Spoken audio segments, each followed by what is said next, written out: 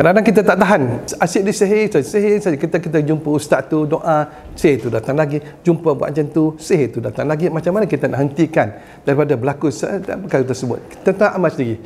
Boleh tuan-tuan baca surah Al-Fil, iaitu alam tara kaifa, bismillahirrahmanirrahim, alam tara kaifa fa'ala rabbuka bi ashabil fil. Anda baca dah sampai kat tayran ababil. Okey, ustaz baca dah. Bismillahirrahmanirrahim. Alam tara kaifa fa'ala rabbuka bi ashabil fil, alam yaj'al kaidahum fi tadlil wa arsala alaihim tayran ababil. Anda berhenti situ, anda niat, ya Tuhanku, kembalilah apa yang aku rasa ni kepada orang yang menghantar tersebut. Baca sampai tu, baca sampai habis, baca lagi sebanyak 7 kali. Bismillahirrahmanirrahim. Alam tara kaifa fa'ala rabbuka bi ashabil fil, alam yaj'al kaidahum fi tadlil wa arsala alaihim tayran ababil.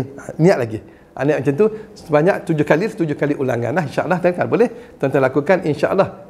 Tanpa tuan-tuan rasa apa-apa tu, tuan-tuan akan nampak makin lama makin kurang penghantaran tersebut. Itu menandakan bahawasanya apa yang tuan-tuan doa sudah sampai sudah dikembalikan kepada orang yang menyihir anda. Kan baik, tuan-tuan share pada sahabat kita. Assalamualaikum warahmatullahi wabarakatuh.